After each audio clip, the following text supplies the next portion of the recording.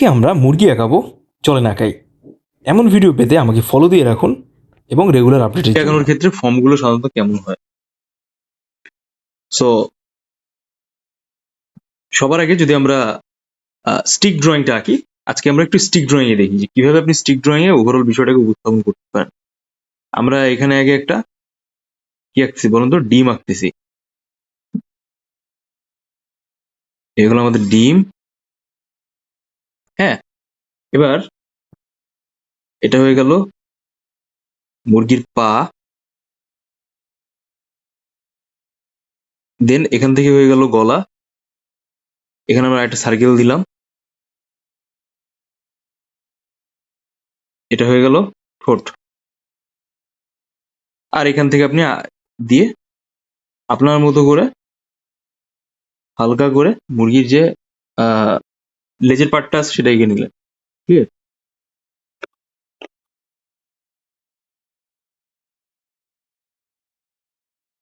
চাইলে আপনি এখান থেকে আরেকটা রাউন্ড দিতে পারেন এরকম, বা এখানে এরকম আঙ্গুল।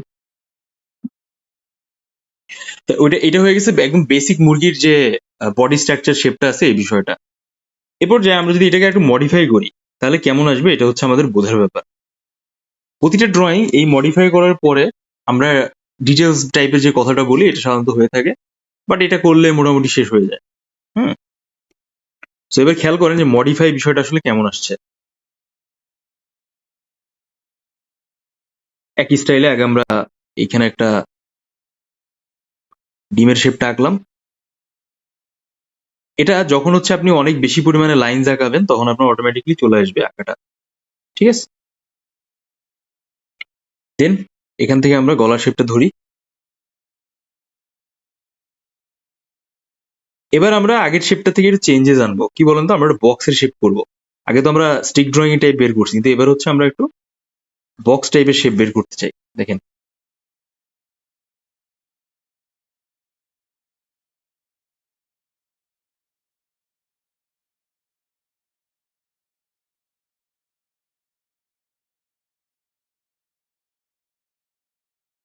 এটা আপনি চাইলে এইভাবেও রাউন্ডও রাখতে পারেন প্রথমে।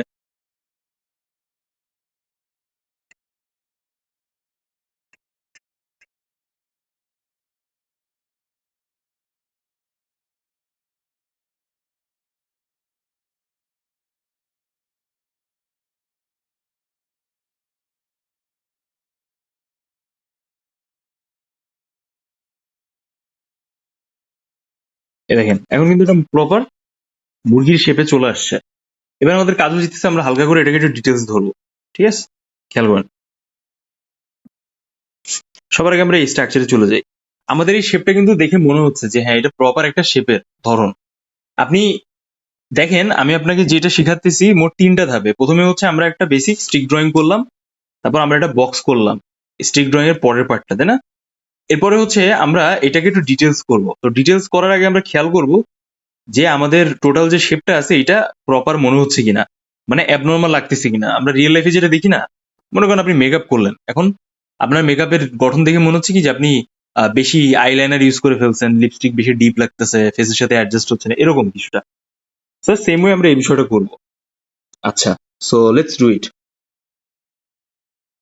এবার কি করতে হবে, সবার আগে আমাদের এই মুরগির এই যে ফেসের পার্টটা আছে এই ফেসের পার্টটার অংশ আমরা কিছু লাইনস হাইলাইট করে নিব, বাইরের অংশটা খেয়াল করেন।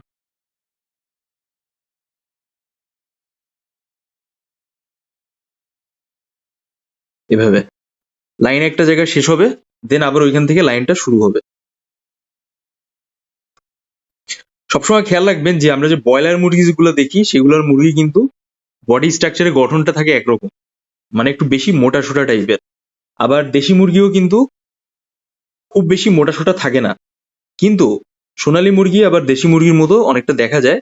সো ওইটা একটু মাথায় রাখবেন। সো এ হয়ে গেল অবস্থা। আমাদের টার্গেট থাকবে যে আমরা কত কম টাইমে কত বেশি ইফোর্ট দিতে পারি। ঠিক আছে, সো এই বিষয়টা হচ্ছে মেনটেন করাটা খুব জরুরি।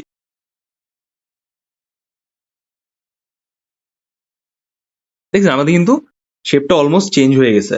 এখন আপনি চাইলে একবারে ডিটেলস করে দিতে পারেন, অথবা টোটাল যে শেপটা আছে বা গঠনটা আছে এটাকে বের করে ফেলতে পারেন, যেভাবে আমি করছি।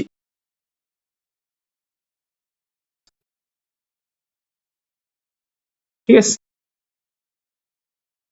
এবার আমরা এই পাশে অংশে আসি। আমার লাইন্স গুলো খেয়াল করেন, আমি আপনাদের প্রথম দিনে যে লাইন্স গুলো দেখাইছি,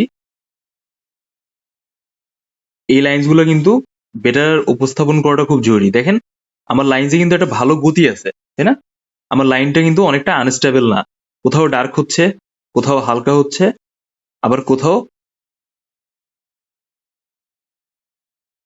এটা প্রপার শেপে যাচ্ছে। দেখছেন, মনে হচ্ছে না একটা অন্যরকম ভাইব?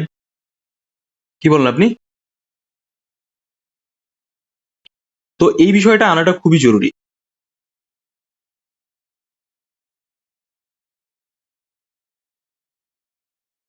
আপনার লাইন্সে যত বেশি ভ্যারিয়েশন থাকবে তত বেশি জিনিসটা সুন্দর দেখা যাবে।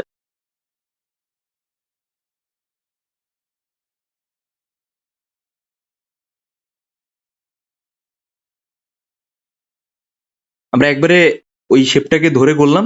প্রাইমারি লাইন্স যখন আমরা দিয়ে নেই, প্রাইমারি লাইন্স কোনো ছবির আগে প্রাইমারি লাইন্স যখন আমাদের দিয়ে নেই, তখন হচ্ছে আমাদের আঁকাটা ইজি হয়ে যায় বা আঁকাটা স্মুথ হয়ে যায়, যে হ্যাঁ আচ্ছা এরপরে হচ্ছে আমাদের লাইন্সটা এরকম যাবে বা এরপর আমাদের গঠনটা এরকম যাবে। মুরগির আঙুলগুলো দেখেন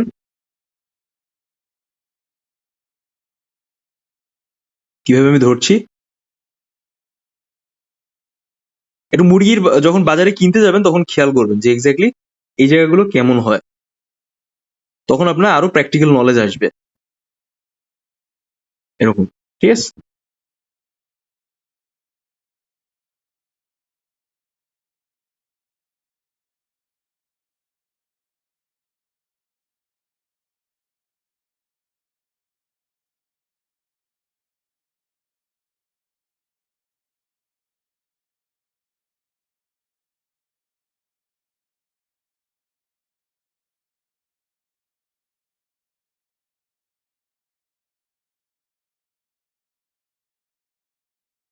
এবার আমরা একটু আপার পার্টে চলে যাই। আমাদের এই অংশটা আর এই অংশটা বেশি ডিটেলস আসবে, কারণ কি আমাদের ওই অংশটা একটু পশম টাইপের জায়গা, সো দ্যাটস ওয়াই আমরা ডিটেলস করব। আচ্ছা, তো যেহেতু আমরা একটা ঠোঁটের শেপটা নিয়ে নিছি, সো আমরা ঠোঁটের পার্টটাকে একটু বের করে দেই।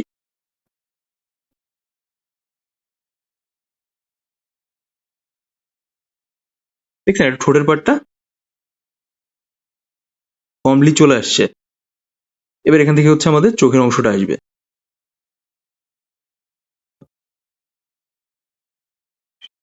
খেয়াল রাখবেন, আমরা হচ্ছে এখান থেকে এখন একটু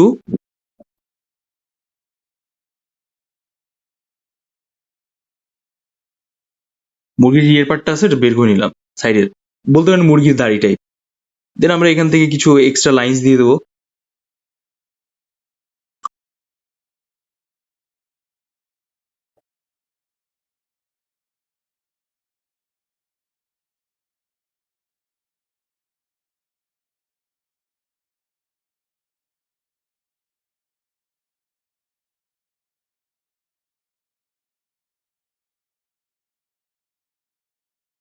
এই দেখেন, দেখছেন সিচুয়েশন চেঞ্জ হয়ে গেছে কিন্তু অলমোস্ট। দেন আপনি এখান থেকে আমাদের যে শেপ টুপিটা আছে না, ওরকম ধরনের কিছু এক্সট্রা লাইন দিয়ে দিলেন। এই দেখছেন আমি কিভাবে দিছি, এইভাবে। এটা একটু বেশি আর্টিফিশিয়াল হয়ে গেছে, বাট আপনি একটু আর একটু লম্বা করে দিতে পারেন, ইটস ওকে। এবার আমরা এই লাইনটাকে টেনে নিচে নিয়ে আসবো আস্তে আস্তে এখানে।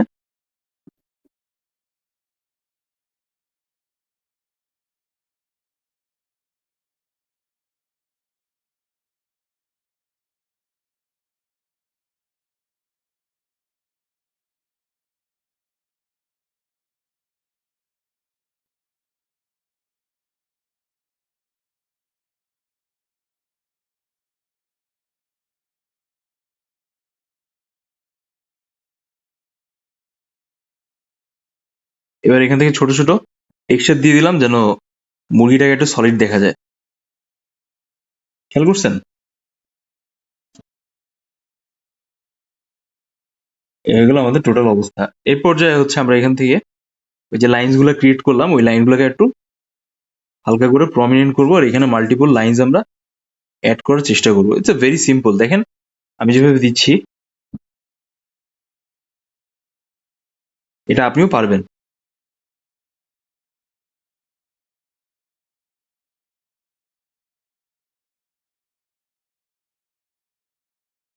এই দেখছেন?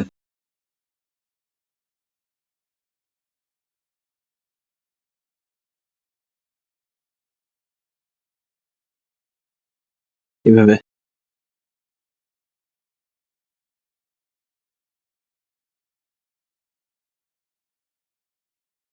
এবার জায়গাটা একটু স্বয়ংসম্পূর্ণ দেখা যাবে।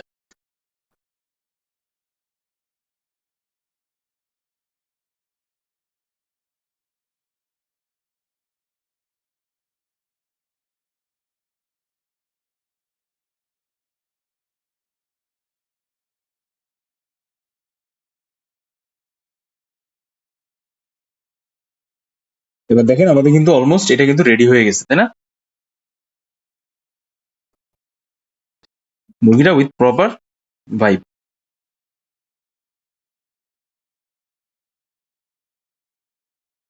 এই হচ্ছে আমাদের ওভারঅল অবস্থা।